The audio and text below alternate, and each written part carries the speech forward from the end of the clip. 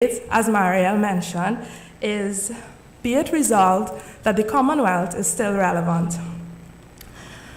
The Commonwealth is an entity where smaller countries have the opportunity to be a part of and contribute to global conversations, i.e. have a seat at the table. The young debaters arguing for the motion are Mr. Phillip, Mr. Geron Ruiz, Ms. Jasher DeGannes, and on the opposing side we have Rol-J Williams, Brandon Butcher, and Alexandria Douglas. Our esteemed judges are Ardeen Sergiu, Clay Hackett, and Jolene Keynes. Thank you so much, everyone, for being here and for witnessing and participating in today's events. So we'll waste no more time. I would like to call upon Mr. Phillip of the Affirmative, whose speech will last 10 minutes.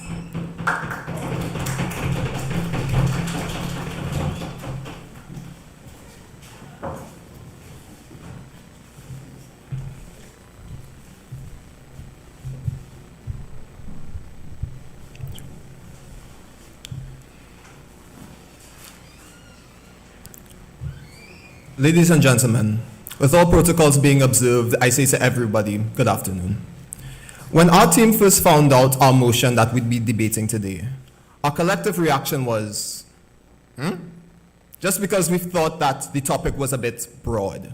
But in the researching process, we found all the avenues we need to effectively say why the Commonwealth is important and relevant in today's society, both in the Caribbean and the world at large. So to prove this, as first speaker, I will set the groundwork for you and our opponents to understand our train of thinking moving forward, which will be further emphasized and justified by our second speaker, Geron Ruiz, and our third speaker, Ms. Jasher DeGannes, will put the exclamation points on why, to be perfectly honest, it's not really that debatable, why the Commonwealth is so effective in our world today. So just to begin, a little history lesson. In 1931, the then British Commonwealth of Nations was formed, where all territories' head of state was the Queen, or the monarchy at large.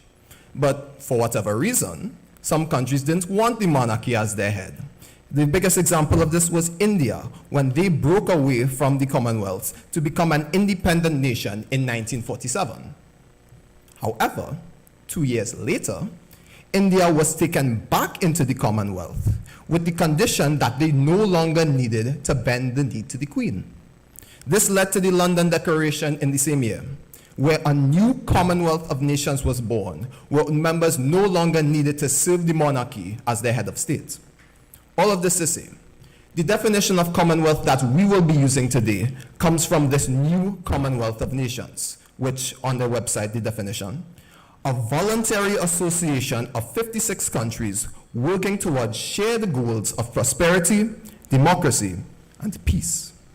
I don't think I need to discuss why prosperity and peace are relevant, but on relevancy itself, we got our definition from Cambridge, which is the degree to which something is related or useful to what is happening or being talked about.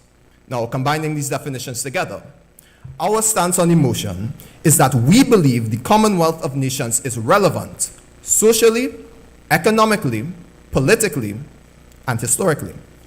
I'll start with socially. We see the Commonwealth as one of the biggest, most reliable, and most effective organizations this world has to offer. Let's use the Caribbean examples of Caribbean organizations for comparison. The West Indian Federation failed due to internal conflicts. The Organization of Eastern Caribbean States is in existence, but as it only governs smaller islands, it doesn't have the big enough voice to speak for the whole Caribbean. The CARICOM is still a larger form, but as it is only made up of developing states, it doesn't have a leader or any outside force to push these developing states into developed. But where all these organizations lack, here comes the Commonwealth, which puts bigger countries such as the United Kingdom, Australia, New Zealand, and smaller countries such as the Maldives, Kenya, Guyana, in the same room, but also on an equal playing field. Of course, this is not to disparage anything that the Caribbean has built on its own, but this is something that they cannot boast of. And as their over 50-year history of the Commonwealth, they have built a reputation, especially for the smaller states, to be added to conversations which affect them. For example, let's take climate change, where the Caribbean is responsible for 1% of greenhouse gas emissions as of a United Nations report of 2015. And they suffer the brunt of all climate issues. Why wouldn't we need the Commonwealth Climate Finance Access Hub, which gives countries such as Belize the means of actually funding mitigation policies to circumvent this? Or let's take our local athletes. Why wouldn't we want the Commonwealth Games, which gives them the facilities, the training, the coaching, the experience, the international networking to actually develop their skills today and for their careers in the future? If this isn't all cases for relevancy, then I don't know what is. But this also speaks to the economic aspects that we found, where the Commonwealth gives lower income member states access to what they didn't have previously. But some people may want to say the Commonwealth giving these benefits is not of their own goodwill. And in a way, they are right. There's always a price attached to these things, and we must repay now or in the future. But this shouldn't be used to disparage that the assets we gain are vital today and also for the repayment of this debt in the future. Let's take for Caribbean tourism. The policies, cleanups, mitigation strategies, updated standards that we gain from this funding bring about a higher natural beauty. And with this higher natural beauty, more tourists get to see it and want to come visit these countries. So more tourists, more foreign currency is getting traded, which pays back that debt with the means we incurred it for in the first place. And this same cycle would repeat for food sector, for the agricultural sector, for the sports sector, for the health sector. Need I go on? But let's move on for the political aspect. The Commonwealth gives a legal platform for issues of the member states to be resolved, where the highest form of justice being the Privy Council. Now, this is not to ignore the Caribbean Court of Justice here in Trinidad, but as we are a member state of the Commonwealth and we utilize the Privy Council, I don't think I need to explain why it's inherently relevant. But if our worthy opponents wanted to make the point that the CCJ is here and it has the means to facilitate the same things that Privy Council can, would they still be satisfied that the judgments made in that institution were born from the laws, policies, and precedents set by the Privy Council? I'll leave our second speaker for the sake of time to discuss that. But I will only note here that the discussion of legal and political relevancy goes further than a mere building. I mentioned the historical aspects a minute ago, and I want to touch on this carefully, as this may be a sensitive topic for some. We, being for the motion, do not stand by the injustice or unethical acts done by the British Empire. We simply argue that the London Declaration giving birth to a new Commonwealth is something that we need to take into consideration. And we can't be blinded by the past and miss the benefits today. In this common day, member states are independent. Member states are republics. Member states are smart enough to remember their past and still see this as an investment in their future.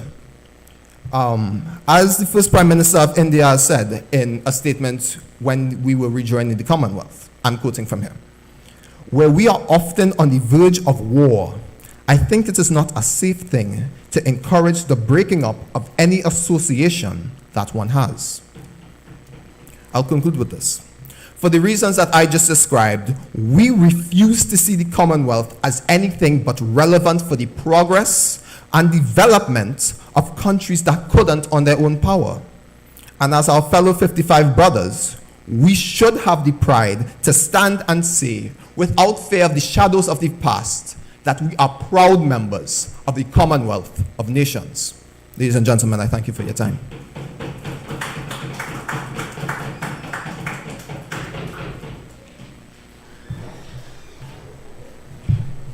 We will now have a 30-second break before the next speaker.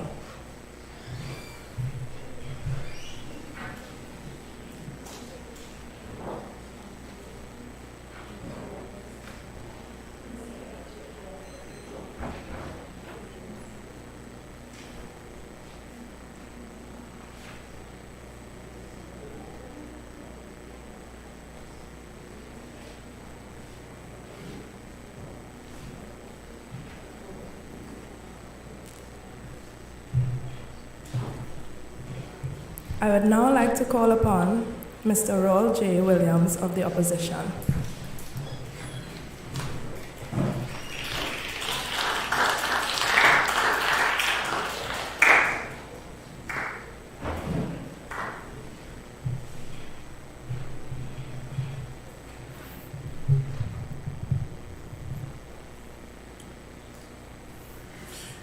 Madam Moderator. Sorry. Madam Moderator, as I rise to add my voice to this debate, I think it is prudent for me to start my contribution with a quote by a giant of this Caribbean civilization, whose words written over 50 years ago remain ever so potent and relevant. Walter Rodney, in his seminal work, How Europe Underdeveloped Africa, identified that, quote, the change over from colonialism to neocolonialism had some element of conspiracy in it, end quote.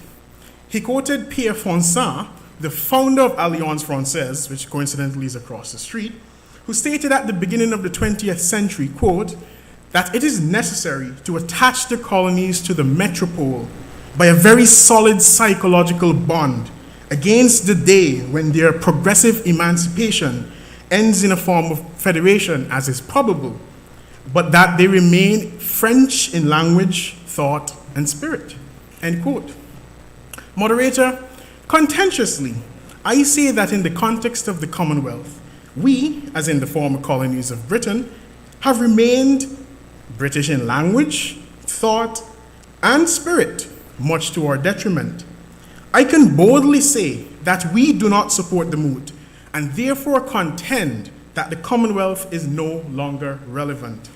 For the avoidance of doubt, we consider the Commonwealth to be the organization of 56 independent countries in Africa, Asia, the Americas, Europe, and the Pacific, with that organization having its original incarnation in 1887, not 1931, and its latest reincarnation in 1949.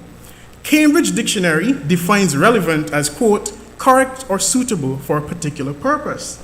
My colleagues and I intend to show that this organization is no longer suitable for purpose, particular to countries outside the metropole.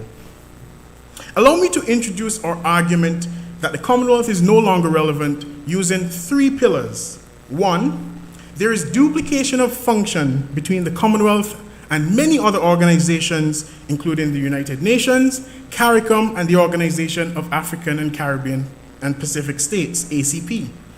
2, the dark history of the Commonwealth can never become a bright present or future for the small island developing states or developing countries on the African continent. And 3, the economic benefits we extract from the Commonwealth can be extracted elsewhere, including our own inward quest for better, right here in Trinidad and Tobago and the rest of CARICOM. Moderator, to establish the point of duplication of functions between the Commonwealth and the myriad of other organizations, I wish to state the objectives of 3 major ones: the Commonwealth, the United Nations, and the ACP. And these are all taken from those organizations' websites under the heading, Our Work. The Commonwealth claims that they work to protect the environment and encourage sustainable use of natural resources, boost trade and the economy, support democracy, government, and the rule of law, develop society and young people, and support small states. The UN claims that they work to maintain international peace, protect human rights, deliver humanitarian aid, support sustainable development and climate action, uphold international law. The ACP claims that they work towards sustainable development, consolidation of unity and solidarity, and the establishment and consolidation of peace and stability in a free democratic society. Now, moderator, the reason why I sounded like a broken record there was because all 3 organizations have such tremendous overlap in their functions that the lines of separation and relevance are blurred. Certainly for us here in the Caribbean, there truly cannot be any benefit from the redundancy that arises from these overlaps. And to further buttress my point, I wish to draw your attention to the membership fees of these organizations, at least the ones transparent enough to provide them in any case. For 2022, Trinidad and Tobago paid US $1,062,088, or TT $7,206,380 for its membership in the United Nations.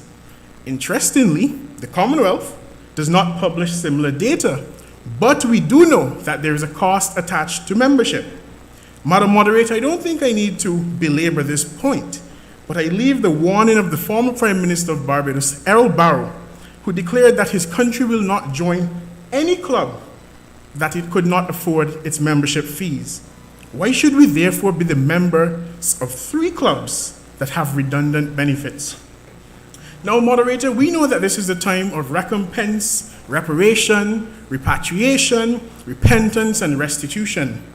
Others might call it the woke era.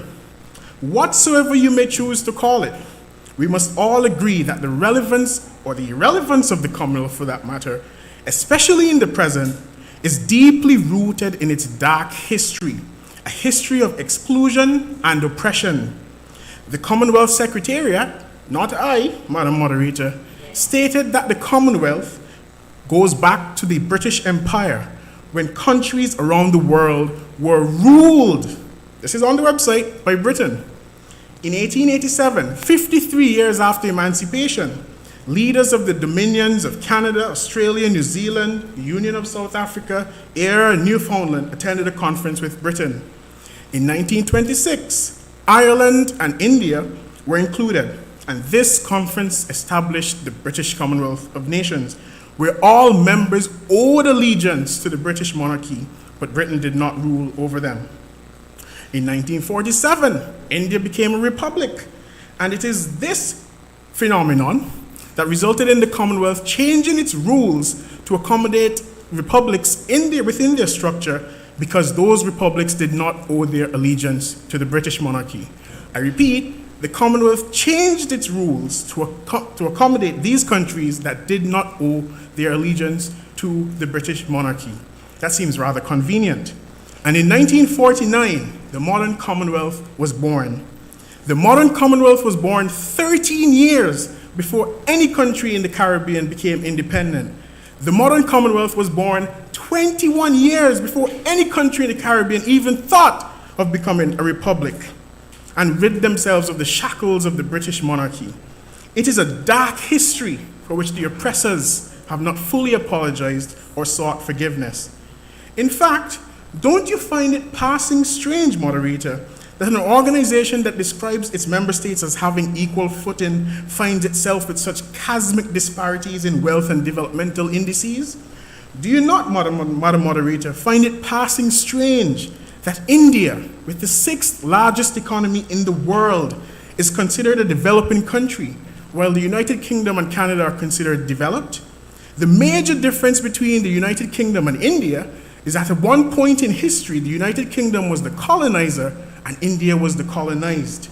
To bring the example further home, the landmass of Guyana is almost 2 times the landmass of England, but Guyana has a population 100 times less than that of the United Kingdom, made predominantly of peoples forcefully or dubiously brought to the Americas. The major difference between Guyana and the United Kingdom is that at one point in history, the United Kingdom was the colonizer and Guyana the colonized. Now tell me, Moderator, are India and Guyana truly equal in the Commonwealth to the United Kingdom? Can Guyana and India, even with the challenges the United Kingdom placed on them, in the words of the famous Guyanese poet Martin Carter, leap from the oppressor's hate and the scorn of themselves, come to the world with scars upon their souls, wounds on their bodies, fury in their hands, come with their burdens, and to the world of tomorrow turn with their strengths? Moderator, the UK Prime Minister Rishi Sunak, the maiden speech at COP27, answered that very verbose question I just posed, when he simply said that Britain should not pay for the damage it has caused globally. The final point that I want to address is the general lack of economic benefits that Caribbean, African, and Pacific states extract from their presence in the Commonwealth, which in many ways is linked directly to the point previously made, that less developed countries are unequally yoked against so-called global superpowers by dint of a voluntary association that was born out of an oppressor-oppressed relationship. I return to the words of Walter Rodney, who said that the underdevelopment in these countries deals with the comparative economics of those nations. It is the last type of exploitation of greatest interest here. We witnessed this, where preferential trade of bananas in the Caribbean is treated like a sort of seesaw, where preferential treatment is removed by none other than the United Kingdom, our former colonizer and the titular head of the Commonwealth. We are literally backed into a corner where we can no longer enhance trading relationships with them. It is for this reason why I say that we do not support this moot. Thank you.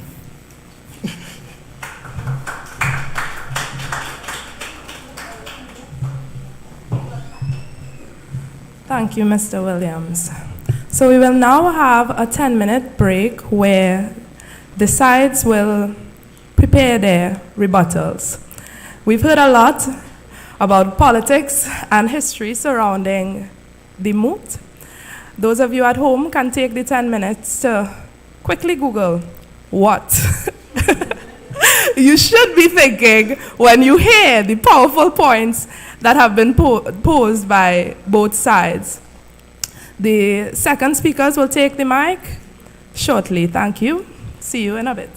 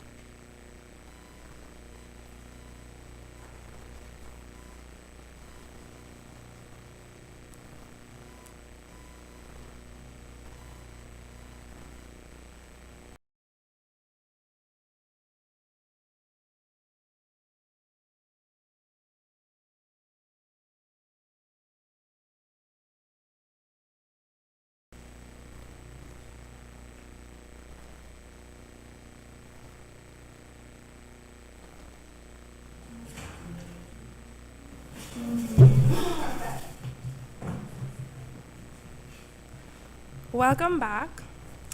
As a reminder, the moot being argued today is whether the Commonwealth is still relevant. We will now go into our rebuttal round of the debate. Speeches will last 10 minutes.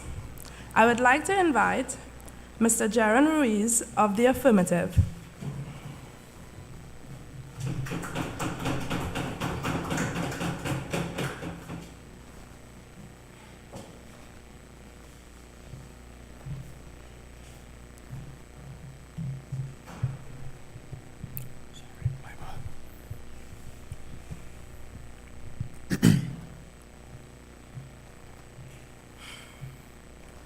Madam Chair, I'd like to take a moment to commend both opening speakers in today's debate. Seriously, everybody, they were great. Now, while I believe both speakers were well-spoken and raised great points, during my opponent's speech, I couldn't help but notice a few things. So, Madam Chair, they mentioned a leader from Barbados would never join a club with fees that it cannot afford. However, apparently this member is lacking in research skills because Barbados is a part of the same Commonwealth that we are debating. So please show me where he said that, and I would love to know. And secondly, he also said that we are still British in thought, spirit, and language, but apparently he does not appreciate the tongue he is delivering this debate in. Hola, ¿cómo estás? Debatos. No. So I know that there can only be one right answer in this debate, and judging by the side of the room I am sitting on, I think you can figure out which side I am in favor of. Now, Madam Chair, I have a few questions. Are you proud of your history? Are you proud of where your ancestors came from for you to be standing here today? Of what they sacrificed? If your answer is yes, then I trust that you will see reason today and understand the value that the Commonwealth holds in this post-colonial society of ours. We as a region preach the value of standing proud of our past, of accepting the legacies of our ancestors, of working together as former colonies, as a community to not only heal, but to grow. And the Commonwealth gives us a chance to do so. While my opponents will be vitriolic, the truth is the Commonwealth is a testament to the acceptance of our past. And if we claim to be proud of our history, then why are we opposed to being in an organization where we find solidarity and strength in our similar histories? Where we as islands and countries, and as scattered yet conjoined communities, can meet, connect, and share ideas, experiences, and resources. Madam Chair, the truth is, if the Commonwealth had no value or benefit, then why are there, at present, 56 member countries? My opponents will try to cast doubts into your mind, but there is no possible way that 56 world leaders would allow their country to be a part of an organization that doesn't benefit them in any way. 2 countries, mind you, that joined this year. Togo and Gabon, both African countries, joined the Commonwealth in June of 2022. So I ask you, if 2 more world leaders saw it fit to join the Commonwealth this year, what are we doing here? I would have to reiterate Joel's point that there really is no debate for the Commonwealth's relevance unless, Madam Chair, my opponents are claiming to possess more wisdom than 56 world leaders. But I digress. The Commonwealth also provides immense support, both financially and otherwise, to its members. Their grants, scholarships, and loans has and continues to provide access to opportunities, development, and resources to member countries. This year, in fact, the Commonwealth Secretariat, their words, not mine, secured $10 million in extra funding for small island developing states through their collaboration with the Center for Resilience and Sustainable Development at the University of Cambridge. And of that $10 million, $5 million will be provided to Simply Learn, which is a company that provides online training across the world, who will then provide 10,000 young persons across Africa, the Caribbean, and the Pacific with digital training. Now, tell me, do you think those 10,000 persons will be questioning the relevance of the Commonwealth? The same Commonwealth who provided them with an opportunity where there was none before. I ask again, what are we doing here? Moving on, these opportunities and resources are especially beneficial for the developing Commonwealth countries that may not often have the resources needed to provide opportunities and improve the standard of living for their own citizens. This is supported by the knowledge that a majority of Commonwealth nations, 32 of the 56, are developing countries that only have small-scale localized organizations that do not have wealth, power, or influence of the Commonwealth. These developing countries are known as small states, and in the Commonwealth, according to their website, can be defined as a country with a population of 1.5 million people or less, or countries with a bigger population which share many of the same characteristics. For example, Jamaica, Botswana, etc. Now, what exactly does the Commonwealth do for these small states? We keep insisting that they provide them with resources and opportunities, but what exactly do they provide? Well, firstly, they give us a chance to listen and to be heard. More specifically, the Commonwealth organizes several annual meetings for their members to discuss world and economic matters. Two of these meetings are the Commonwealth Finance Ministers Meeting and the Commonwealth Central Bank Governors Meeting. And this year, both focused on the recovery trajectory for Commonwealth member states, particularly pertaining to challenges with debt and rising inflation. Look it up. Where else are these small states getting these opportunities? And the second major resource the Commonwealth provides their small states with are publications and research. According to their website, the Commonwealth, quote, gives high priority to supporting the integration of small states in the global economy, and our books include groundbreaking research and policy advice on how small states can build their resilience and competitiveness so they can take advantage of these opportunities and meet the challenges arising from globalization, end quote. And anyone can access these. You can go onto their website and find publications dating as far back as 1971 all the way to August of 2022. And it goes without saying how important these publications can be for a number of people: advisors, ministers, students, professors, and the list goes on. Now, I might be sounding repetitive, but these small states that benefit off of these opportunities and resources, do you think they dare question the relevance of the Commonwealth? So I ask for the last time, what are we doing here? By stating that the Commonwealth has no importance or value, you are not only devaluing the importance of the organization as a product of our history. You are not only devaluing a way for important geopolitical transnational bonds to be developed through a sense of post-colonial solidarity, but you are also undermining the autonomy of our islands. As Joel would have mentioned, as independent and republic nations, member countries of the Commonwealth are free to make decisions for the betterment and benefit of their own citizens. And if they believe that the Commonwealth is beneficial, then why question an organization that has proven to work for our people? Why try to convince them that they are wrong for being members? Why try to imply that these countries are almost suffering in the Commonwealth? That being said, the member said that the dark history of the Commonwealth objectively prevents us from using it for good. But we have provided more than enough evidence that these countries, including Trinidad and Tobago, have chosen to be a part of the Commonwealth because we understand that our past can and will create the bright futures. And ladies and gentlemen, I hope that you can see that as well and reconcile with the past, with the present, and the future of the Caribbean in the Commonwealth, and furthermore recognize just how relevant the Commonwealth is globally. Thank you for your time.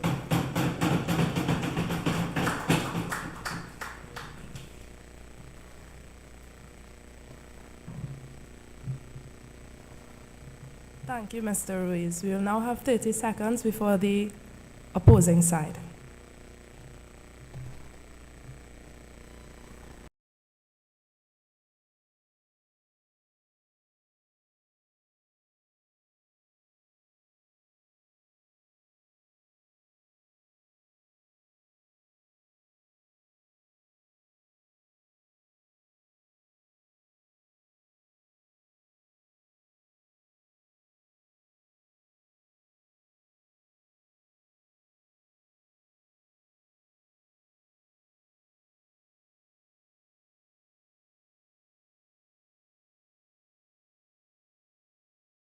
Of the opposing side.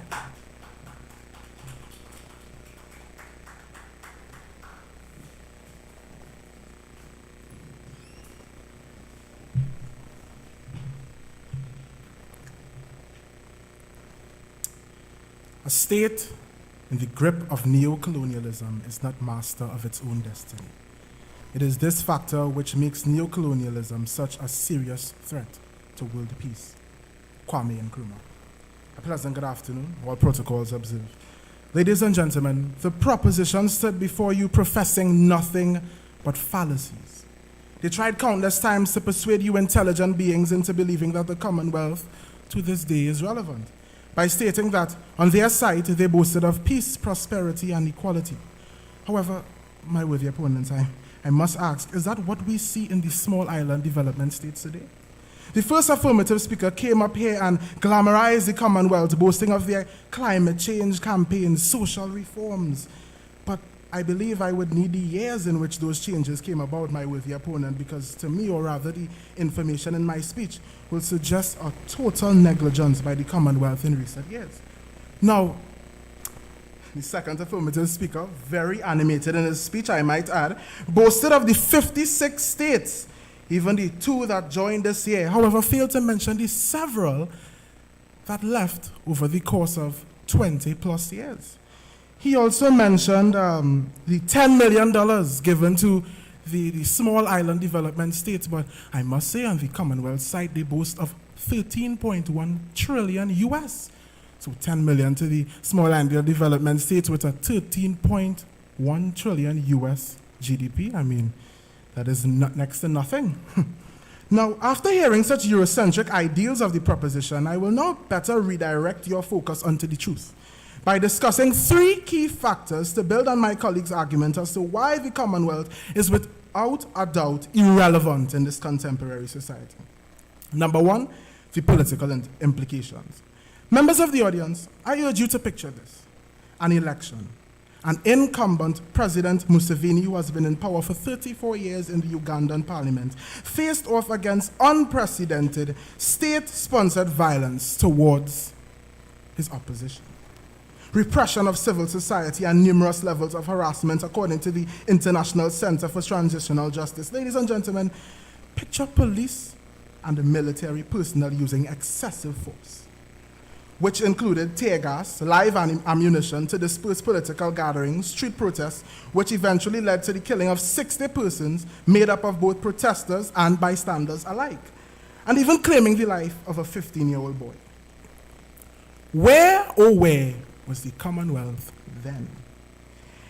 The societies that support democracy or to strengthen the government and the governance and promote justice and human rights, where were their actions supported under the Harare Declaration of 1991? When just 2 days prior to the election, the government deployed the military and heavily armored vehicles drove to the streets of Kampala in a display of military muscle aimed at intimidating citizens. Again, I ask, where were they then? Not only were they silent, but despite the political uproar that occurred in Uganda, they were still able to compete at the 2022 Commonwealth Games in Birmingham, England. Now, does that sound like an organization that is practicing what it preaches, or is furthermore relevant? The second implication to expose this organization's lack of relevance is the social factors. When we stop and consider even the aims posted by the Secretariat of the Commonwealth, in particular, developing society and young people, including gender equality, my esteemed audience, do you agree that the Commonwealth has been instrumental in improving the lives of our women right here in Trinidad and Tobago? Do you feel safer at night because much is being done on an international level to combat the level of violent crimes committed by men on a day-to-day basis? It is estimated, according to PAHO, that 1 in 3 women right here in Trinidad and Tobago will report having experienced intimate partner violence. Again, I ask, what is being done by the ever so relevant Commonwealth to address this, my worthy opponents? Well, to answer that, we have the director of the Institute for Commonwealth Studies at the University of London, who says, and I quote, "An irrelevant institution wallowing in imperial amnesia, having little influence in the current global climate, and no say on international affairs." That statement in itself would go on to practically become the Commonwealth's new legacy, as not only right here in the Caribbean do we witness firsthand the organization's failure to live up to that standard in which they so boldly take pride in, However, in countries such as Uganda, as aforementioned, Sri Lanka, who has been accused of having several reports of humanitarian crises, Kenya, Trinidad and Tobago, and the presence of the anti-LGBTQ laws which remain stuck in the colonial era, the Maldives, who in November last year was found to be in clear violation of the fundamental values of the Commonwealth, and many, many, many more small island states who continue to go unheard of, or rather ignored, though they so clearly experience perilous social times. Now, much of the organization's boasting, though heavily social, also derives from my third point, the economic standpoint. In fact, one of their aims are to boost trade and the economy, okay, but for who? Because in a report conducted by the Independent.co, the small island states, some of which are facing economic crises, aren't enjoying some of that, as I mentioned, sweet US 13.1 trillion, or in fact the estimated 19.5 trillion in the year 2027, or the 19% less bilateral cord for trading partners, which I can assure you is well enjoyed by the larger countries who make up this relevant organization. This, however, isn't much of a benefit for the smaller states, by which if you were to reduce it by 50%, still would not be able to enjoy such amenities. Why? Simply because of the economic climate, of course. However, ladies and gentlemen, here's where it gets interesting. Because according to the Africa report, it is clear that in recent years, they have seen budget cuts, with donors who withdrew funding and publicly displayed no confidence in the leadership of the present Secretary General. So it really calls into question, if the money isn't being donated, where is it coming from? And do small island states have to suffer at the expense of the Commonwealth to then be aided? Or the things we do to stay relevant? And in case you have forgotten, my colleague earlier highlighted this issue of exploitation by trade using a quote from the great Walter Rodney. So members of the House, I ask, what more proof do you desire? How much more statistics do you need?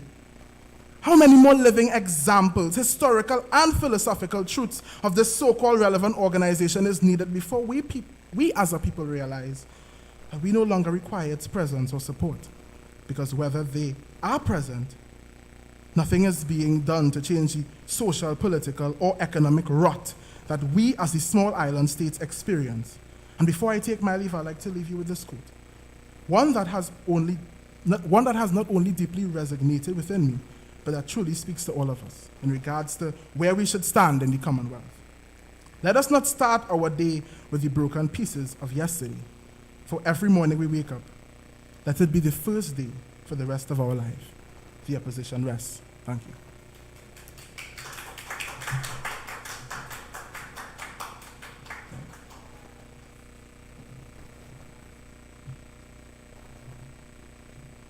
Thank you, Mr. Butcher.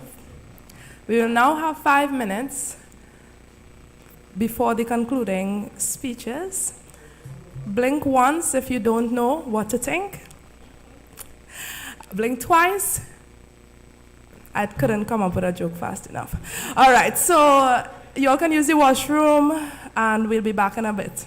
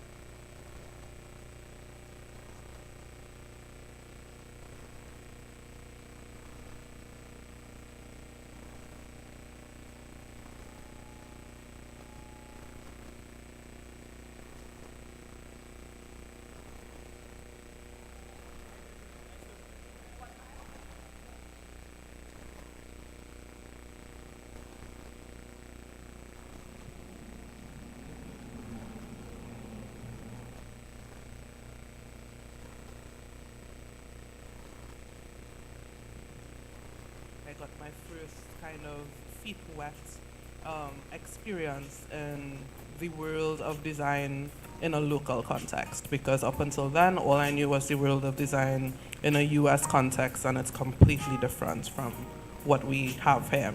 So since then, I have been working in graphic design field successfully in Trinidad. And when I say successfully, I mean I've been able to pay rent, I've been able to feed myself, I've been able to dress myself. So it's, I would say,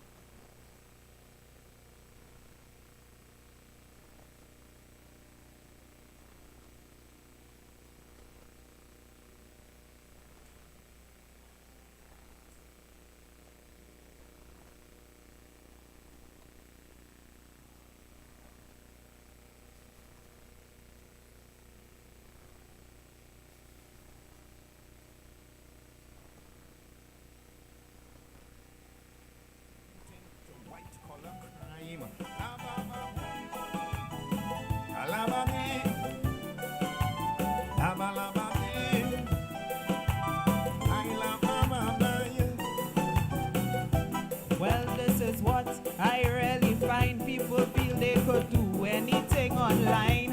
I telling you, are not putting up a front. People feel they could go and say what they want. But I don't mean to be a brute. People are getting quick lawsuit. So I telling you what you must know. You can't be say what you want and hide behind your soul.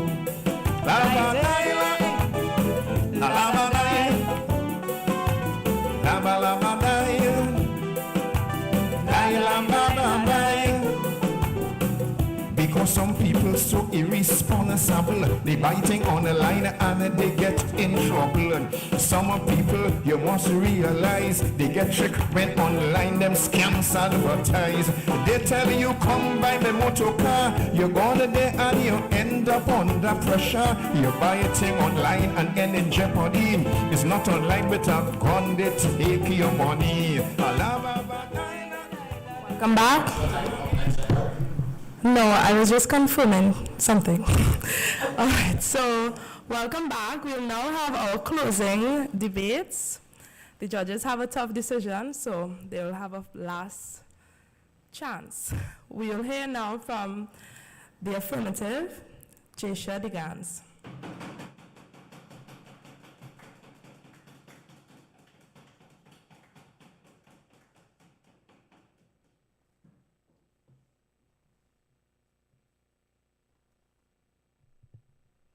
Thank you, Madam Chair, for allowing me to join in this debate. I want you all to picture this. Picture a single mother having to raise 56 children all on her own, because again, she's single.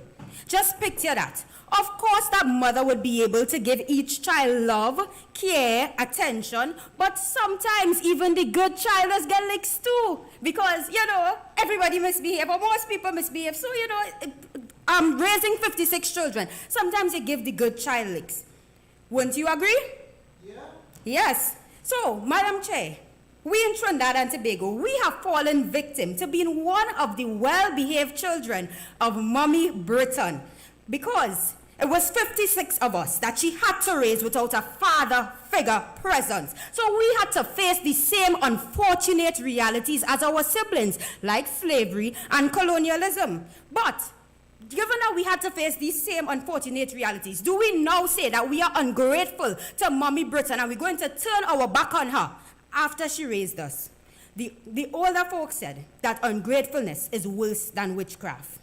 Now, don't get me wrong. I am no Kanye West to say that slavery was a choice. Neither am I American statesman John Coleman to see that colonialism and slavery was positive. However, what I'm here to posit today is that the Commonwealth is so much more than the dark history of slavery and colonialism, and it is still very relevant. And anyone who comes here today and says that the Commonwealth is not relevant is being short-sighted. But don't worry, I'll carry them to Ferreira Opticals after this to fix that short-sightedness. So, a member from the other side was so excited, came up with a lot of zeal and passion and said that, countries left the Commonwealth over the years. When the member from my side said that 2 new countries joined this year. What is the relevance in that? In fact, those on the other side are clearly being irrelevant, because what does over the years have to do in comparison to 2 countries joining this year? Come on, relevance. Also, those on the other side said that women don't feel safe in TNT anymore and are calling on the same Commonwealth that they call irrelevant to fix that. Do you want Mommy Britain to come down here and just change the laws for us? Come on, think. Madam Chair, I reiterate that the Commonwealth is so much more than slavery and colonialism, and the Commonwealth is still very relevant. In fact, birthed out of the Commonwealth is the very grandchild of Mommy Britain, which is Chogam, also known as the Commonwealth heads of government. This is where leaders of the Commonwealth have special focus on issues affecting member nations. I reiterate, they have special focus on issues affecting member nations. I don't know about you, but to me, this is saying that the Commonwealth heads of governments brings together all Commonwealth nations, including first world and even third world countries, with a specific focus on issues affecting us. What this achieves is allowing us as third world countries to have a voice, especially in a world where we feel so stifled by first world countries. If this is not good and relevant, I don't know what is. So, for my opponents to come today and paint the picture that the Commonwealth is so irrelevant, listen, they are clearly not using their paint brushes the right way, or maybe their short-sightedness is impairing their ability to accurately paint the picture. In fact, for those on the other side who may be suffering from memory loss, I'll purchase Gink Gold for you, as well as remind you of the fact that the then U.S. Prime Minister, Mr. Barack Obama, came to Trinidad and Tobago for the first and only time in 2009 because of the Commonwealth heads of government. Yes, the Commonwealth heads of government allows third world countries like us to even host events like this, which increases our exposure on the global market. Not only does it give us an avenue to bamba and chill with the big boys of the Commonwealth, but as I mentioned earlier, the Commonwealth heads of government meetings proves that third world countries can host these kind of meetings and have a voice. Madam Chair, I reiterate that the Commonwealth is still relevant. As I mentioned earlier, Mommy Britain's children were all loved, but we all got good treatment and not so good treatment. Therefore, where siblings have a similar story, would they not be able to relate and connect with each other better, especially to tackle issues together? Who better to understand and connect with you than your siblings who share your same history? Therefore, the Commonwealth understands that we are a global village, and thus, provides us the accurate platform as Commonwealth countries to connect with each other, to discuss and try to tackle issues such as climate change. Can one child lift a car? The answer is no. Can Trinidad and Tobago tackle climate change by ourselves? The answer is no. Can 50-plus children lift a car? The answer is most likely. Can the 50-plus Commonwealth states tackle climate change? The answer is most likely. Teamwork makes the dream work. And the irony is that Trinidad and Tobago is no stranger to working in a team because we are Trinidad and Tobago. Therefore, it is funny and quite laughable for those on that side to try to undermine the relevance of the teamwork with the Commonwealth Caribbean countries that we share. Madam Chair, may I remind them that the very anthem of Trinidad and Tobago that we sing so lustily speaks of unity and teamwork. We sing side by side we stand, yet those on the other side sit side by side, pondering how they can come up to this podium and convince you, Madam Chair, that we should be divided from our Commonwealth brothers and sisters. Clearly, Madam Speaker, this is ironic. Again, it is funny and it is quite laughable. Sign them up for a Larry Joseph show because they have a lot of jokes. Madam Speaker, I reiterate once more that the Commonwealth is so much more than slavery and colonialism, and it is still very relevant. And I'll wrap up with this last practical example. All of us are Commonwealth youth, and all of us are eligible to participate in the Commonwealth youth programs like the Commonwealth Youth Parliament that provides the opportunity for young persons to learn about parliamentary practice and procedure. This debate is taking place from November 21st to November 22nd, 2022. I wonder which Commonwealth country is hosting it. Is it Australia? Is it Canada, USA, or even Nigeria? No. On Monday, November 21st, 2022, after 2 years of this debate happening virtually, the Red House in Trinidad and Tobago will host 53 delegates across the Commonwealth for this debate, this youth parliament debate. This is only possible because we are part of the Commonwealth. 2 young people from Trinidad, 1 young person from Tobago, flying the red, white, and black flag very high across the Commonwealth for this debate. So, Madam Chair, if the Commonwealth can provide the opportunity, this opportunity and so much more for young people, this is evidence that the Commonwealth does not only focus on the leaders at the Commonwealth Health of Government meeting, but the Commonwealth is like an all-inclusive fact. It caters for Commonwealth leaders, Commonwealth youth, and even Commonwealth children. This, to me, is not total negligence as posited by the member on the other side. As I conclude, I stand in solidarity with my other teammates, and I say that if you don't remember anything else that any of us said today, please remember that the Commonwealth is still relevant. Even Stevie Wonder can see that.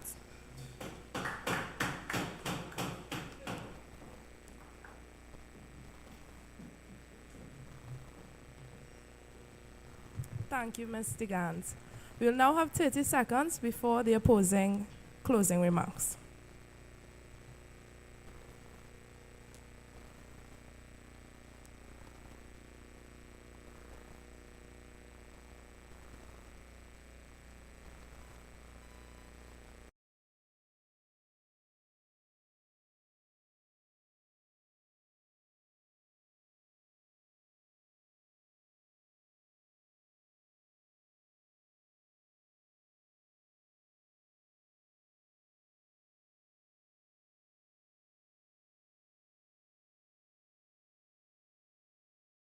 I'd like to call upon Ms. Alexandria Stewart of the opposition.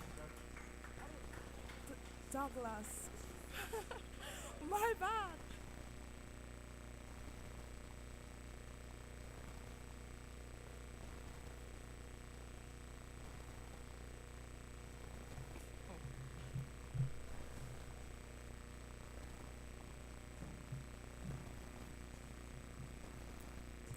Good day, ladies and gentlemen. I take a page out of my colleague's book. Imagine a mother who has abused her children, as the opposition and our colleagues have said, has taken advantage of every turn, yet we still want to claim her as our mother. when we were born way before her. My colleagues on the other side seem to forget that we were before Britain. We had people here before, and we have people after. She is not our mother. She is our colonizer. And so, ladies and gentlemen, as we conclude, I would just like to re-emphasize a few valid points that my colleagues have brought to your attention. Number one, do the benefits of being part of the Commonwealth really outweigh the heavy burden we bear by being part of so many redundant organizations? We are paying so much to be a member of organizations like the United Nations, and we assume the Commonwealth because we do not have the figures. But does that make sense? To be pouring money into carbon copies of the same organizations with the same goals? Would that money not be more useful elsewhere in our own region with our own people? And these missions that the Commonwealth seem to say that they are doing seem to disappear as time goes on. They were absent when Uganda was given a pass to compete in the Commonwealth Games in 2022, despite having social unrest during elections. They were absent today, as many countries such as Sri Lanka, Kenya, and Trinidad and Tobago continue to have the same social issues that the Commonwealth say they are fighting for, like LGBTQ rights. Where is the Commonwealth we say we are a part of? Who are they really fighting for if their objectives are not being met by their own members? Does that make sense to you? Number two, will the Commonwealth countries ever truly be equal despite being part of the same organization? My colleague on the other side said mother. She did not say sister. She did not say brother. She said mother, as in they are higher than us. Do we still believe that to be true? Perhaps, as my colleague alluded to earlier, it's a system that does not have a smaller state at the front of the line. Yet we stand there thinking it is okay that we will never be at the front of the line, that the bare minimum is given in the form of $10 million instead of the $3 trillion that they have. My bad. 13. Thank you. Is that okay? Are we saying that it's okay to stand by an organization that is okay with giving us the scraps and saying that we deserve it? Moreover, if India, a country that has the 6th largest economy in the world, cannot be considered developed in the eyes of the Commonwealth, I wonder if we truly are as well as smaller states. We have to remember that although we build on a foundation, it is still there. And is this legacy that the Commonwealth has built really one that we should remain standing? Or should we focus on foundations that are homegrown, like CARICOM, an organization that has shown to withstand the test of time? Is CARICOM not a good example of that? Number 3, are we allowing our former oppressors, because as much as they say it's in the past, they are our former oppressors, it is nothing but a truth, a fact, one we cannot ignore. Therefore, is it okay to allow our former oppressors and countries which are larger than us free reign of our resources? And are we allowing it under the guise of what used to be a good idea? As one of my colleagues mentioned, and stated with examples like the bananas, we are at a disadvantage when it comes to trading in the Commonwealth, and it is highly possible we always will be, and that is unfortunate. We are not saying that the Commonwealth hasn't had successes over the years. We acknowledge that. But we are not going to ignore that the present has changed, and with that, so have we. I believe that is something we need to recognize as independent countries.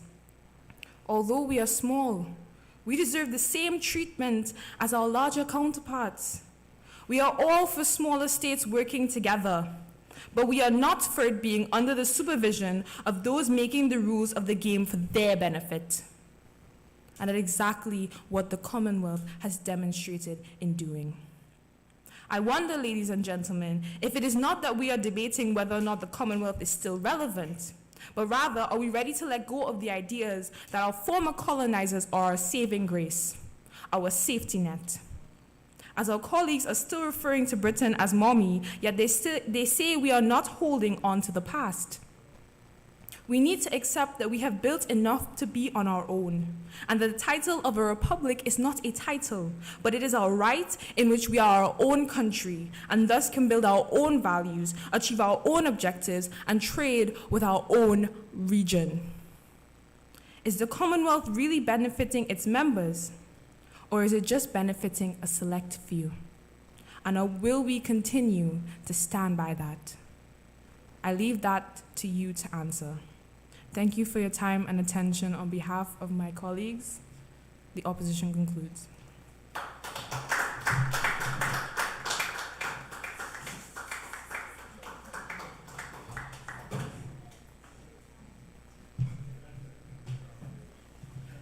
Thank you, Alexandria Douglas. We'd like to thank everyone for listening in. Those of you online, those of you here in person. We're going to take 10 minutes to 15 minutes for the judges to deliberate. It may take longer than that, but in the meantime, we're going to have a discussion with the panelists. It's going to be the non-competitive aspect of the debate, so you guys can breathe easily. And we'll be back with the judges' decision as soon as we have it. Sorry?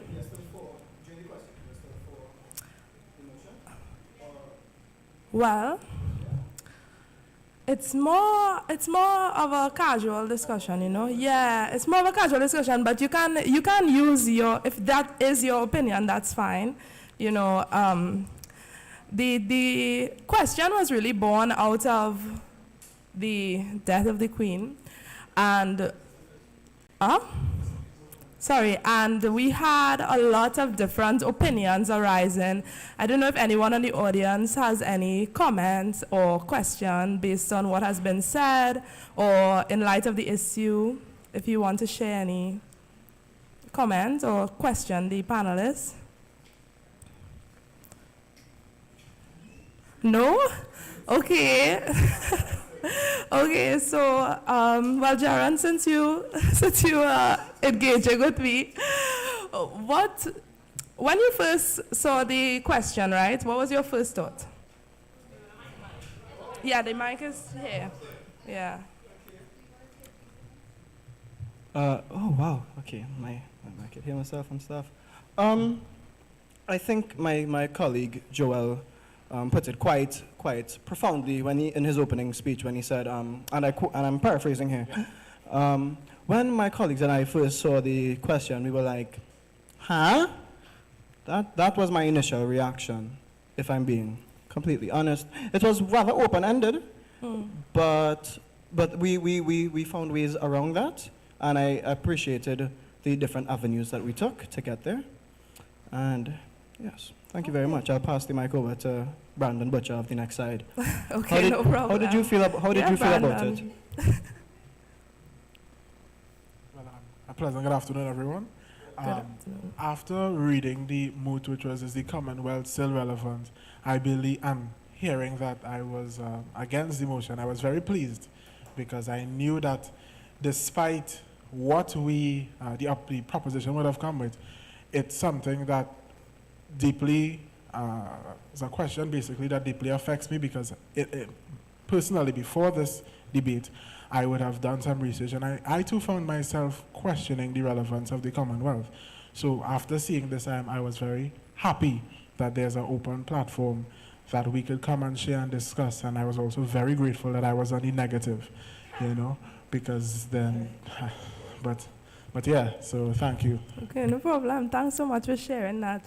Yeah, so, and actually Brandon was initially an understudy who had done the research before even knowing that he was going to be on the panel. So really we are grateful that he was able to step up to the challenge and that he was ready. to come here today and present. So, anyone in the audience thought of a question? No? Yes? Maybe? A comment online, let's hear it.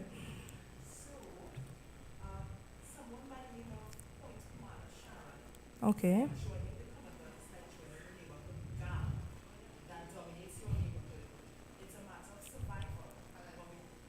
Yeah, pass the mic. Yeah, that way I won't have to reiterate. Yeah, thanks. So we have a YouTube comment from Points Kumana Sharon, and she said that joining the Commonwealth is like joining the neighborhood gang that dominates your neighborhood. It's a matter of survival. Mommy Britain is like Cronus. It devours its own children. Wow. What a comment. So, what do you all have to say to that analogy? Yes, anyone on the affirmative would like, oh, Alexa's ready. Yeah, no, I love that. Yes, go ahead. Are you hearing me? Okay, cool.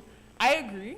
I was kind of thinking about it when Joel, I think it was, who was it, Joel or was it Geron?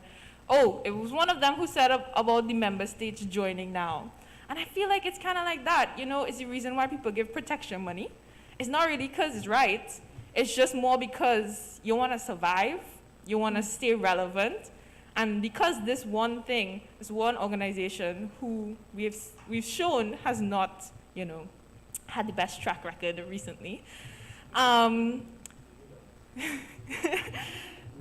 we still think that it's okay to join the gang. No one's saying, hey, this is kind of weird, you know?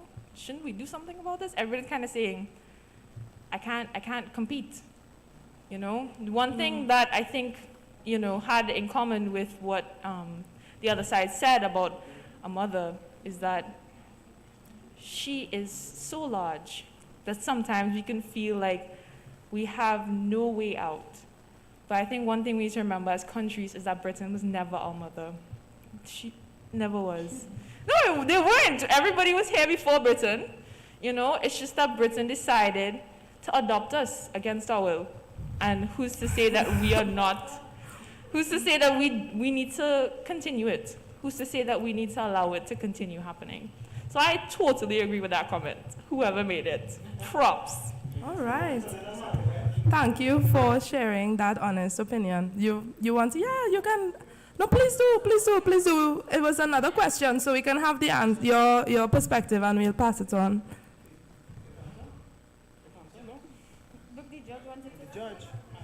Oh, you do? Okay. So we'll have another question. So my question is really about the Privy Council. I'm just curious to find out how that came up in your research and what your personal thoughts are on that. Good afternoon, everyone. I wanted to do it for my presentation, so I just alluded to it there. So I said that there are conceptions, there are definitions, there are groundwork information in the Privy Council which is available in a lot of different laws. So it was my point that if we adopt the CCJ, we would still be using definitions, we would still be using laws that are from the Privy Council there. So it just felt like it was very much it was just another step to trying to mask the Commonwealth's influence and everything here. So I had where, I believe it was the Equal Opportunities Act. It was adopted by the CCJ in 2000, but there's still groundwork definitions from Privy Council. So that was just my thought process in putting that in my presentation.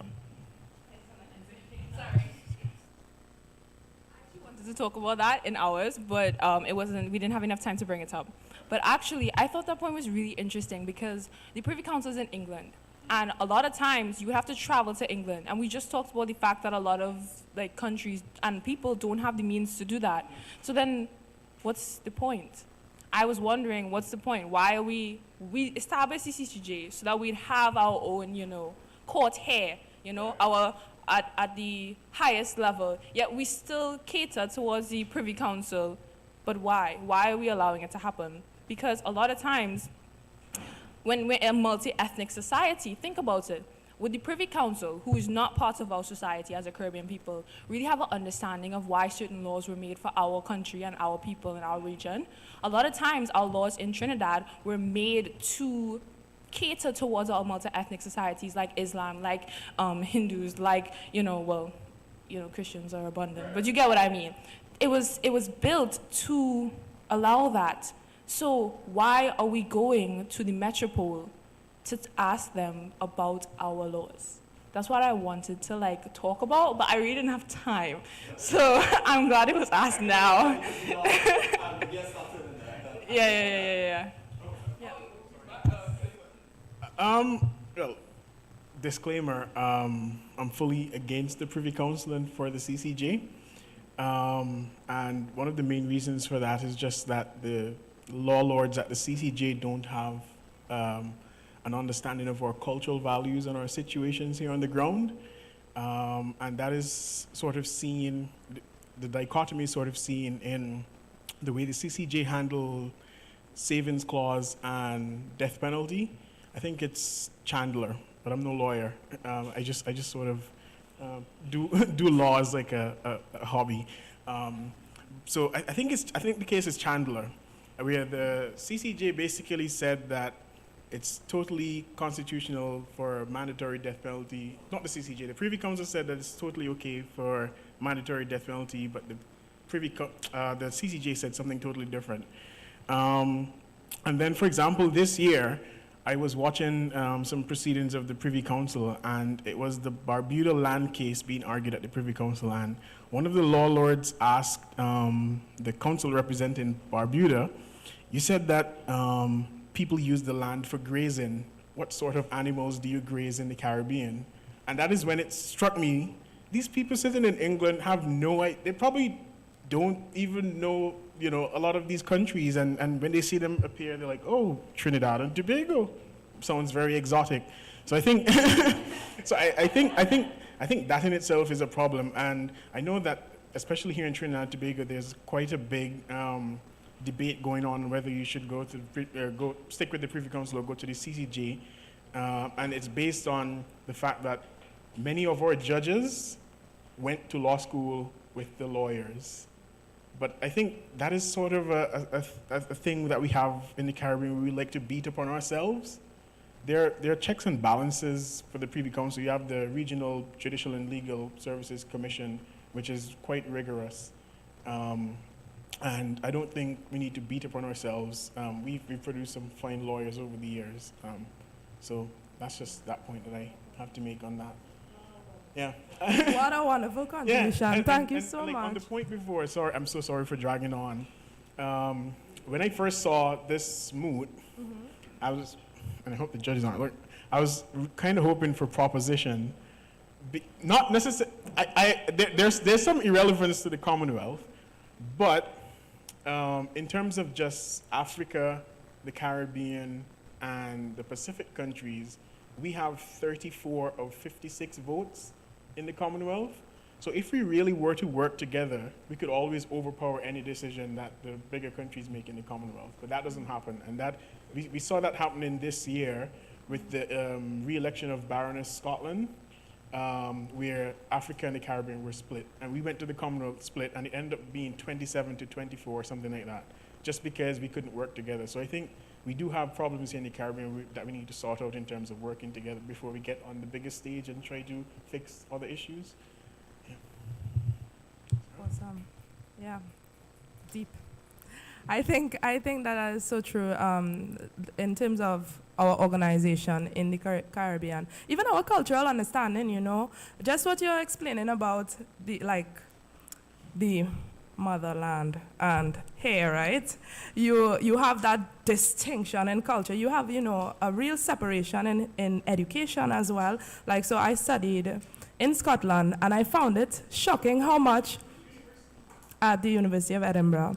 I studied linguistics and anthropology, and over there it was very clear that I learned way more about first world countries than they ever did about our colonial history, and even belonging to the Commonwealth made me think that there would be more education about that, but there wasn't, So that's a very interesting point about the cultural difference. But then that cultural difference also exists within the Caribbean, where I can't say that I'm an expert. I don't think, I think there's a lot of work to be done in terms of sharing of research, sharing of information, sharing of cultural forms and people coming together across the region to have a better understanding of who we are as members, but also as a whole. You know, I mean, we know kind of like metaphorically, like, oh, we all love food, we all love, you know, enjoyment, like, you know, there's these kinds of things. And then, you know, do you know who the prime minister of everyone is? You know, you don't know, you know. So there's a lot of work to be done there, especially young people, I think, can be overwhelmed by the amount of history, the amount of information, and it's not reflected very well in our education anyway. But there's, you know, it's to an extent we have some education, but then to another extent we have a lot of work to do. But that's my opinion. Your point was very thought-provoking, so I hope you guys didn't think that was a boring contribution.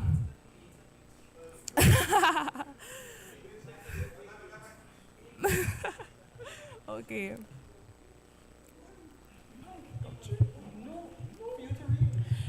So we have a debate in the YouTube chat.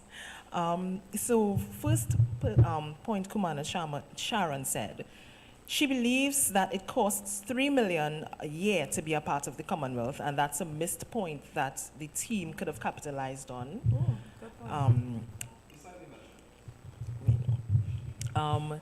Then Ms. Zella DeGannes said CCJ is very relevant and it's a very good system. To which there was a rebuttal that said they don't see Great Britain as adopted parents, but more like being kidnapped from your loving parents by a child traffickers.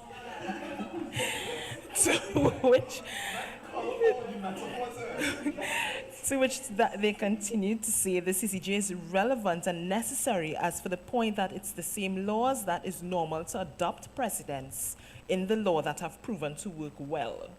So that apparently is a point that was brought up. And then, yeah, there was a mention about the Privy Council as well. It's obtuse and could care less about Caribbean issues from a cultural standpoint. So the Privy Council has been outdated. We grew up and know better, so we will do better. Right. And the debate continues. And with that, and with those Nobody comments, likes the Commonwealth here, boy. yeah. Let me slip now. Right. Okay, and with those comments, thank you, those of you online, for participating in the conversation. I am looking forward to looking through it after. We have the result ready, so I'm just waiting on a word from the judges.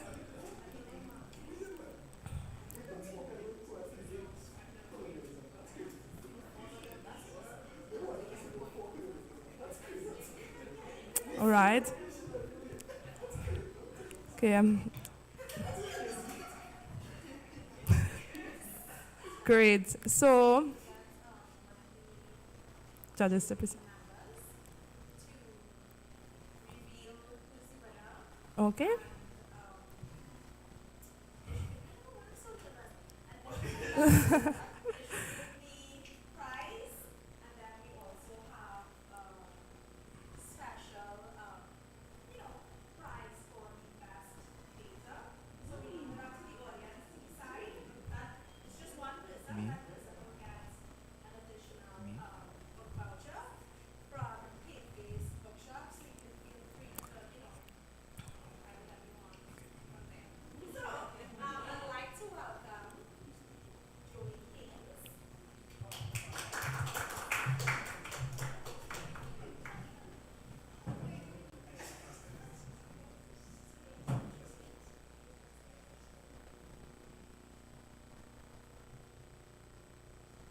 I didn't realize I was so short. Sorry.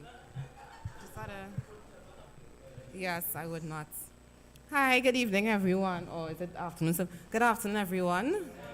I must say thank you for this opportunity to be a jury. Everything was well done, well presented. I must say the future of the Caribbean is in good hands. Just for some few pointers. Yes, I took a lot of notes. For those four, let me just generally speaking, just remember to bring statistics and facts as opposed to emotions. Yes, emotion is good. Yes, the way in which you present is good as well. But just remember to bring the facts and show more statistics and references. And I think that was lacking for the side that did not win the debate, right? Overall, however, it was well done. You all brought a lot of thought-provoking points, and that was excellent. And also try to be courteous. Courtesy is good, you know. That can add a bit to your points as well. So, without further ado, the winner for this debate is for the side against the motion.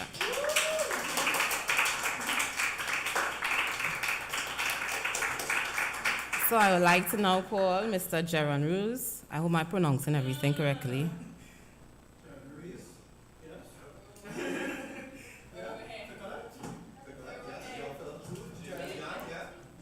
Just sorry, we have a little technical issue. We will be this is a Steve Harvey moment.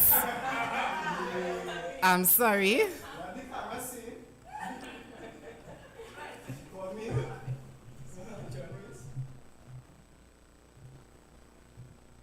Blink once if you still don't know what's going on. My joke is back. So we'll just have to wait a couple of minutes for some tallying and confirmation of the results. You know, I never thought about what would be appropriate to say in a moment such as this. So I'm thinking of, you know, like I'm kind of a go with the flow kind of person, like in my natural state. Like I would, like, you know, trip and get back up, you know, and act as though it didn't happen until I go home and then I figure it out. So, I mean, anyone has anything to comment on? Any questions? Yes.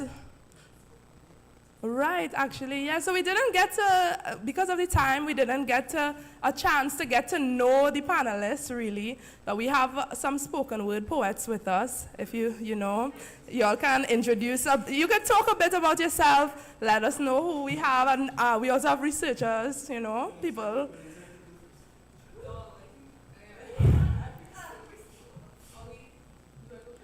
Yeah, go ahead. Oh, okay. So, hi guys, I'm Alexandria Douglas, not Stuart. It's happened so many times now. It's just a norm at this point. I am a spoken word artist, I guess, if you would classify me as that. I participated in the Bocas Lit National Slam. First Citizens National Slam with Bocas, and I do spoken word. I've done spoken word for several years now. I think I'm okay at it. It's a work in progress. Yeah. Oh, I have to give other facts too. If you want to. Oh, I'm at the University of St. Augustine, and Big up, of West Indies, bro. Thank you. I'm at the University of the West Indies, St. Augustine.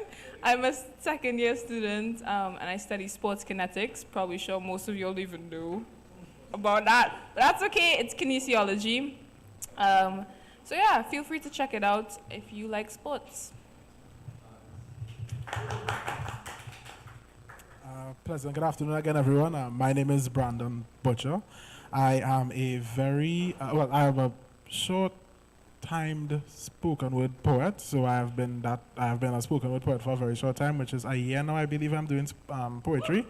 And in that year, even though it has been very short, I traveled to New York under the Roots Foundation to participate in competitions as well as spread the culture.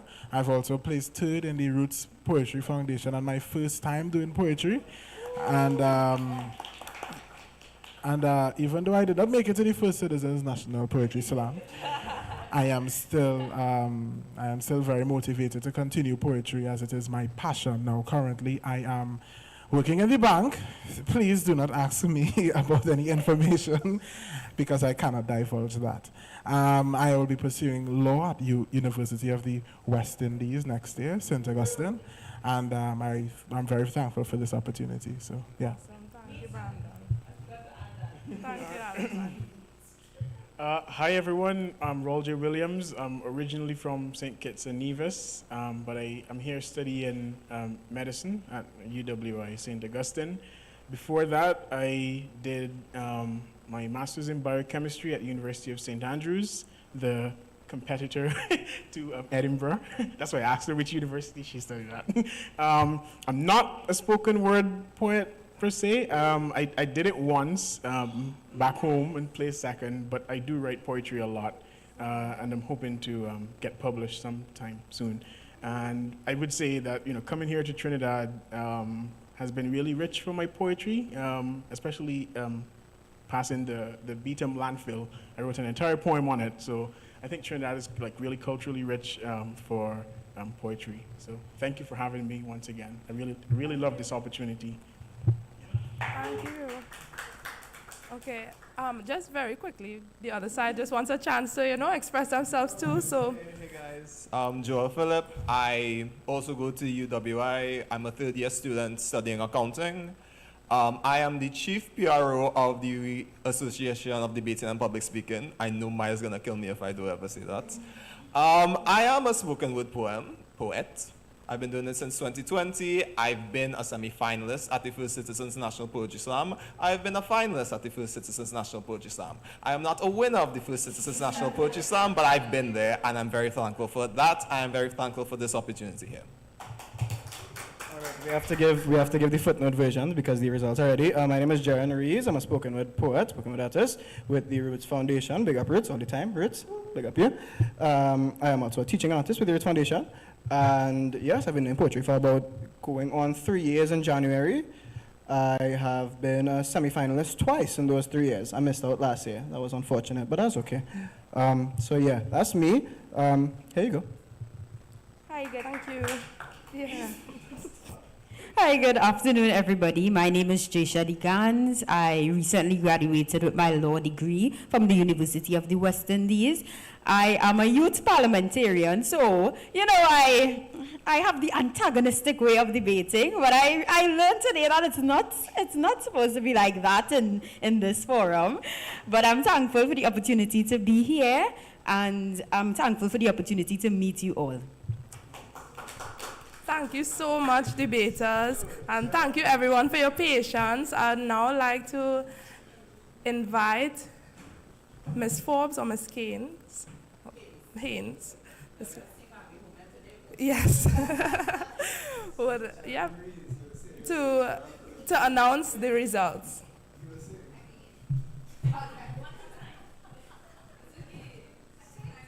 Yes, take two. Right, so Steve Harvey Caribbean special. We just have, the bad thing about this is that, in our society today, you can't make a mistake, because everything all over. So I hope I don't become a meme. But anyway, so the winner for this debate is for the side against the motion. So I'd like to call Alexandria Douglas.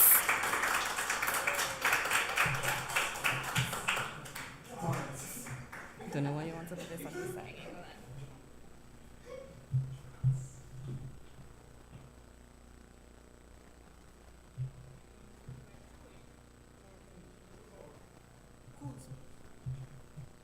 Your how do you picture and everything, I don't know.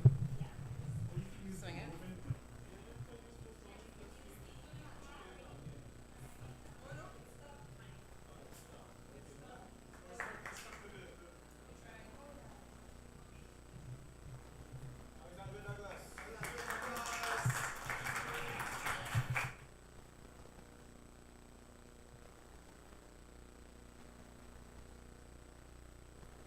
Mr. Brandon. This one? Oh, sorry. Mr. Brandon Butcher.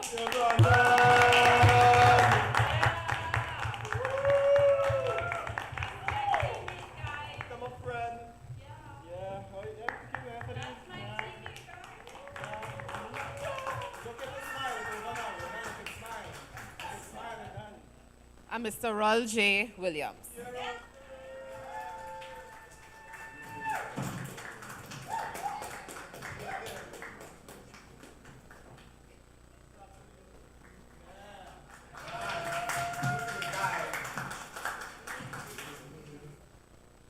Thank you very much for your time. I'll know. Oh. Sorry to run to the front like this, but so we're going to do a crowd response to determine the best debater. So I'm going to call everyone's name. We will have the jury be the meter, the crowd response meter. So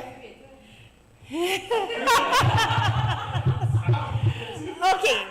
So Chineri would be the crowd response meter. The jury can vote. So I'll call everyone's name, and just by, a scream, a round of applause, let me know or let us know who you think the best debater of the afternoon was. So we'll go with Joel Phillips. Joel Phillip. Geron Ruiz.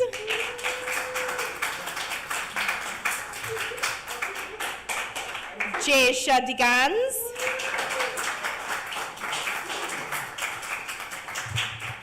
Alexandria Douglas.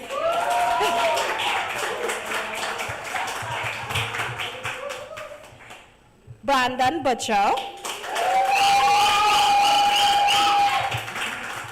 And Mr. Rol-J Williams.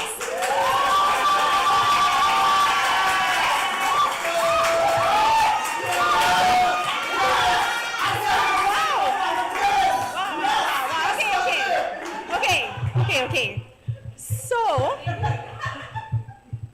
thanks for voting. We didn't need the meter, so I would hand over to Chineri. Okay, Chineri, I would hand over to Chineri so that she can make the announcement of the best debater. It was tough to hear, the acoustics in here is not so great. By a popular clap, some wooing, and a little bit of shouting, a little bit in there. Now, maybe not shouting, whistles, some whistles. The best debater of the day, Mr. Rol-J Williams.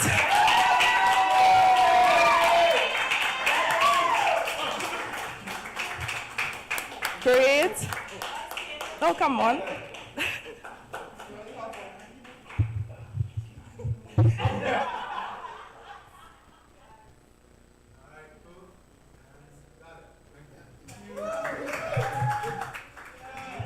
Well done to everyone.